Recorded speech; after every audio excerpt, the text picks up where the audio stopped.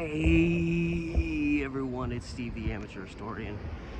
It's June 19th, 2021. You know what that means? A new day, a new story. But before we get to that, remember, as always, to like, share, subscribe, all those little things to help a channel grow. We're always, ooh, that's a nice ride. Hit up my Patreon if you want to support me there. I'm always posting new stuff there. I'm trying to post multiple times a week there. Lots of extra stuff that you can't see unless you join my Patreon there today. The link to that is in the description of this video, as well as the links to my Instagram, Facebook, TikTok, and Reddit subreddit pages.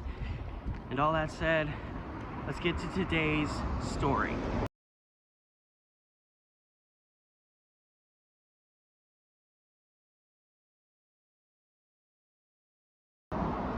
So yesterday's video, I talked about a guy named Ed Hansen who just wreaked havoc like a maniac through the small town of Silverton, Oregon. So it was vehicle centric in its content. It was also like how is somebody not dying in this situation centric. It was also technically car accident centered, because in the end Hansen ended up ramming his car into a pile of like iron and probably train tracks that were either going to be used or going to be disposed of. Well,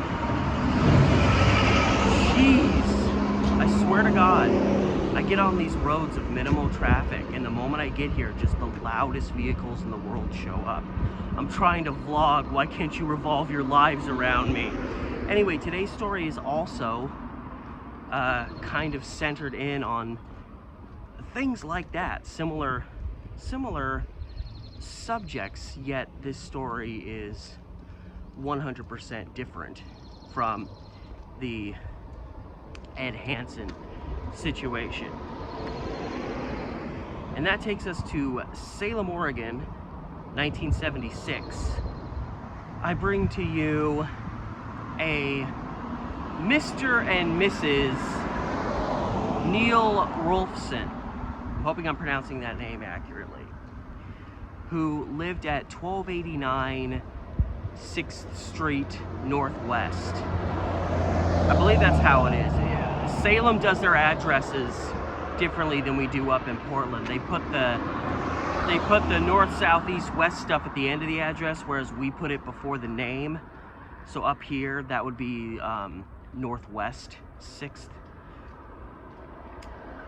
And this was a very unlucky home, and I'm thinking, like, I don't know how old the individuals are in this story, but because a lot of my stories are from like the first like 30, 40 years of the 20th century, it's practically a given that anybody I mention has been dead for a long time.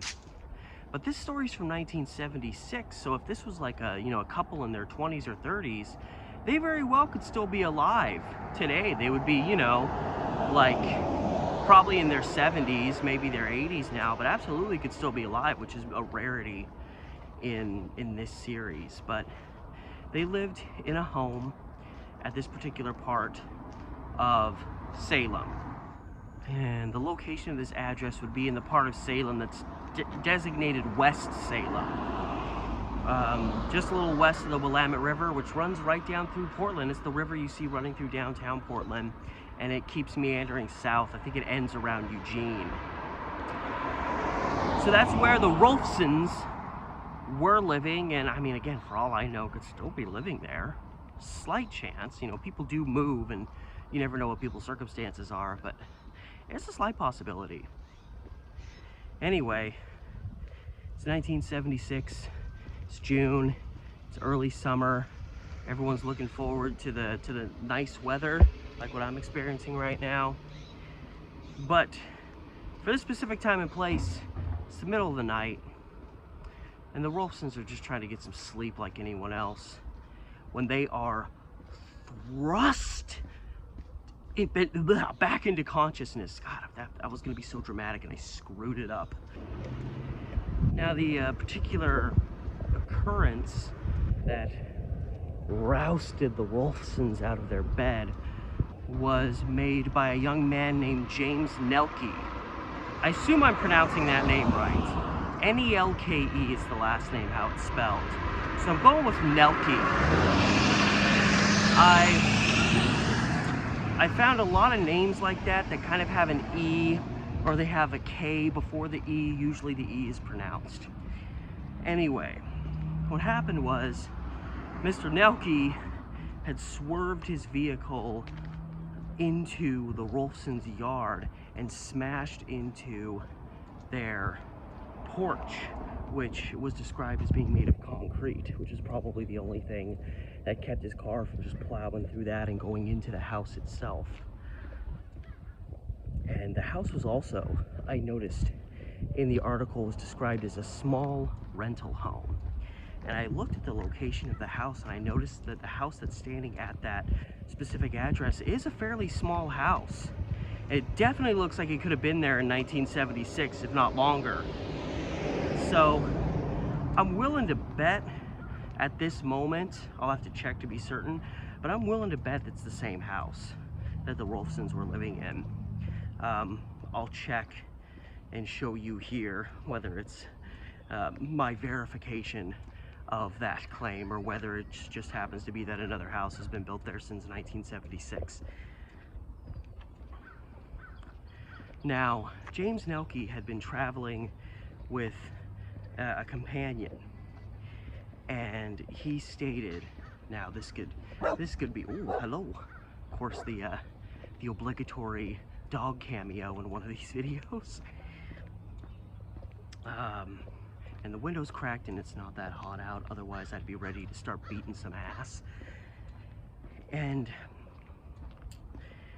as I was saying, Nelke's claim, this could have been just an excuse to explain away reckless driving. It's hard to say.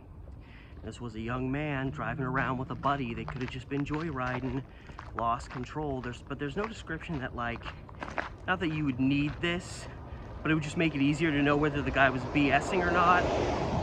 You know, there's nothing mentioned in the article about whether Nelke and his friend were drunk or high or anything like that.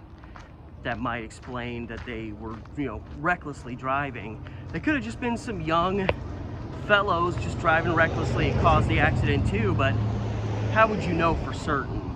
And Nelke's story was that several blocks from the Rolfson home, some mysterious fellow started chasing them. I don't know if they had a near collision. This was an offset of some road rage.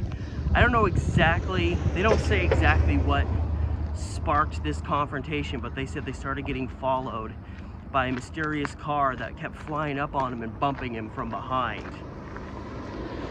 And so Nelke was trying, you know, was a little scared and was trying to elude this guy, which meant he was kind of speeding down the street trying to get away. And he said that he, in his haste, failed to navigate an intersection properly, and that is what led to him flying onto the Rolfsons' lawn and crashing straight into their porch, at which time his car stopped right there.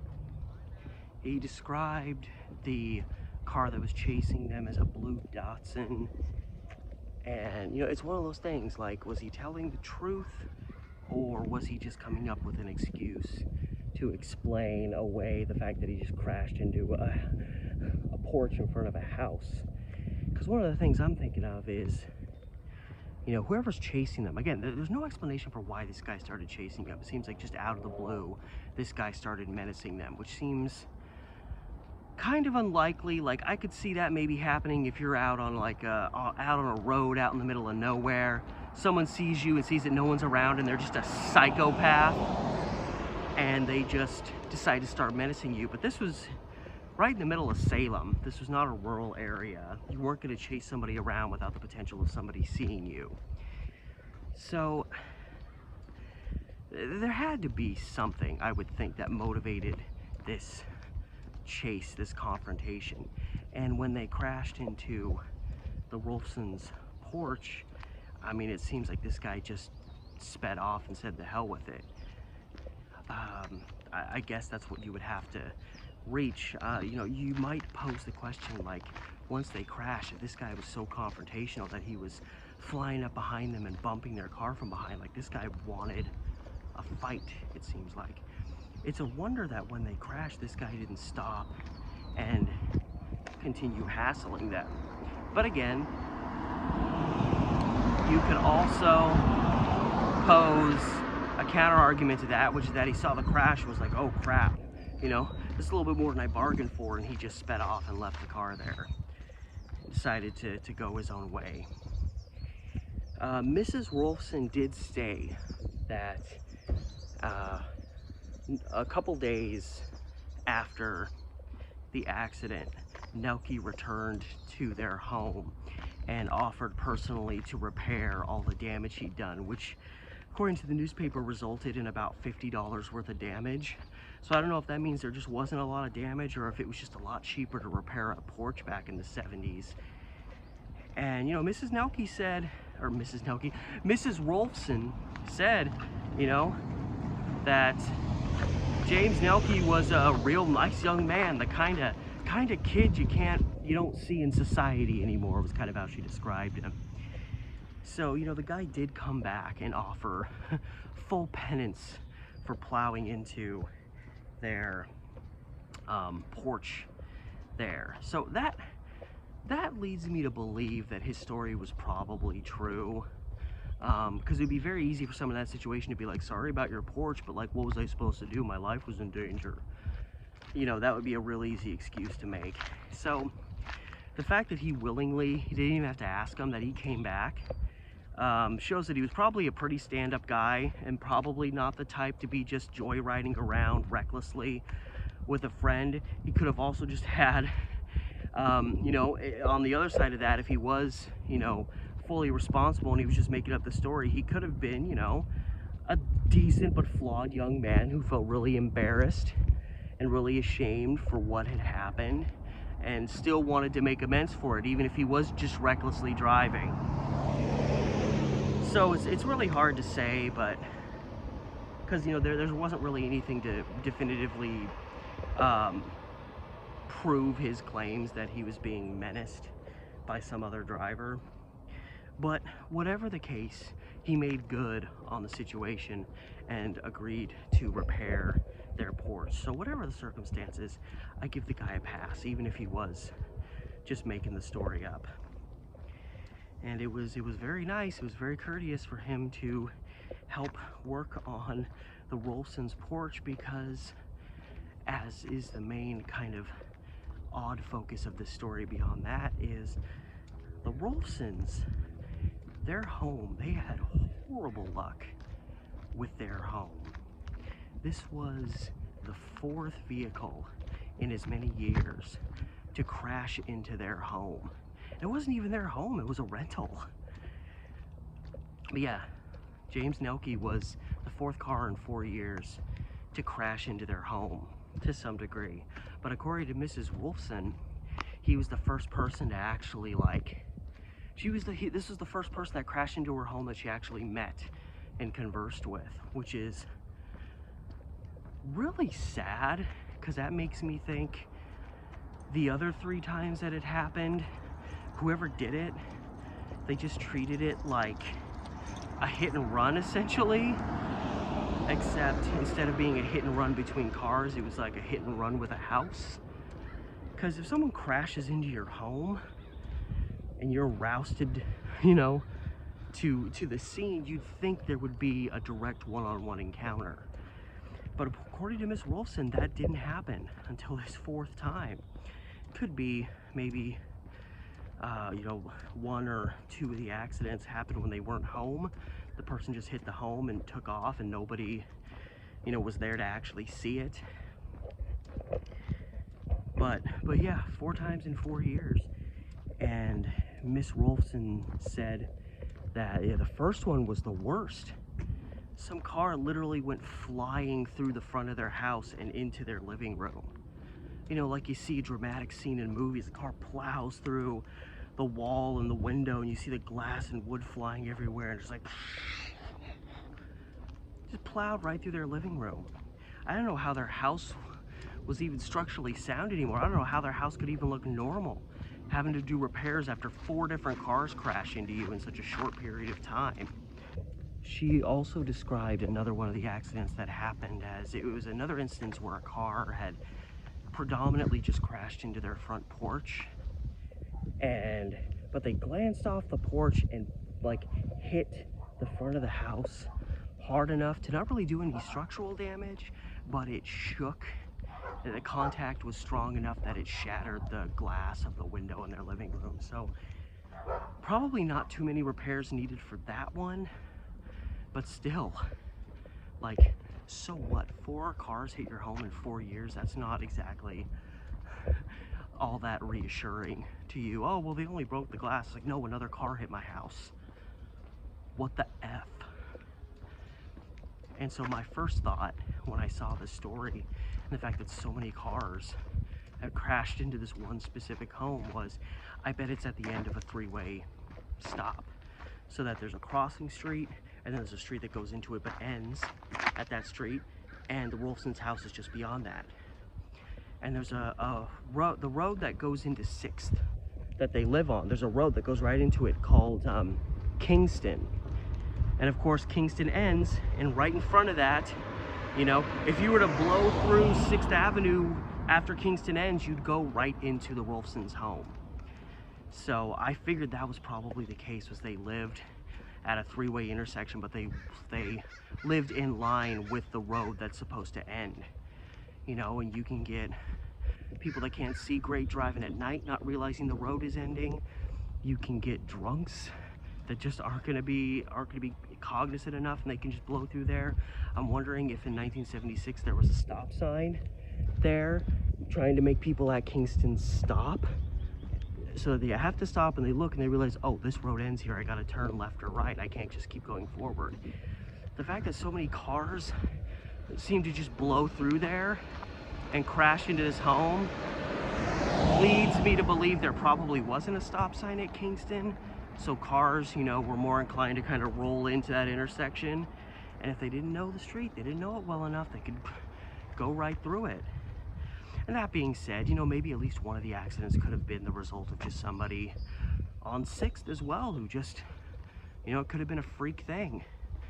I don't think 4 accidents in 4 years, I don't think you can say every single accident was just a freak accident. I think it was the result of where the house was, people either not knowing the neighborhood well, not navigating the road well enough, maybe driving at night when their sight wasn't perfect, or if it's like a rainstorm, you kind of can't see great even with the windshield wipers. Or again, a drunk just kind of like just goes through like, oh, the road ended, there's a house. And it happens that quick. So yeah, it did not surprise me when I heard that so many, I was like, their house has to be perfectly in line with the road. You know, like I'm coming up, like it curves here, but I'm actually coming up on what is technically a 3-way stop. I checked again, Kingwood, not Kingston, but Kingwood was the name of the road that went into 6th Avenue, so my apologies there.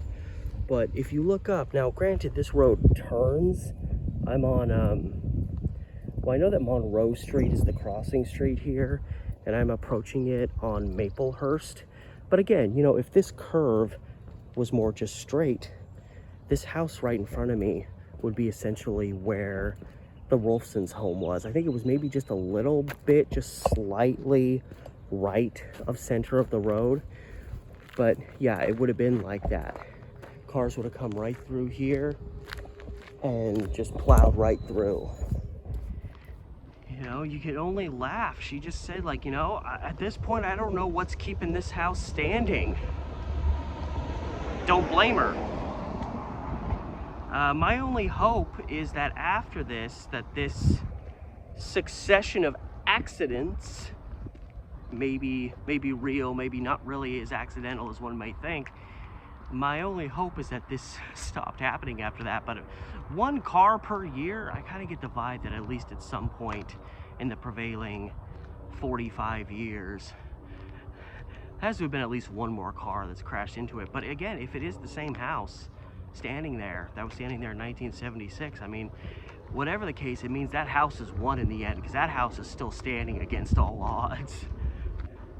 So it was just, I thought it was just going to be I thought the only interesting aspect of the story was going to be just, here's a house that cars keep crashing into, which in and of itself is, you know, if you're looking at it from the outside, that's pretty funny, but if you're experiencing it directly, that's horrifying, especially if you don't have the money to keep repairing your home.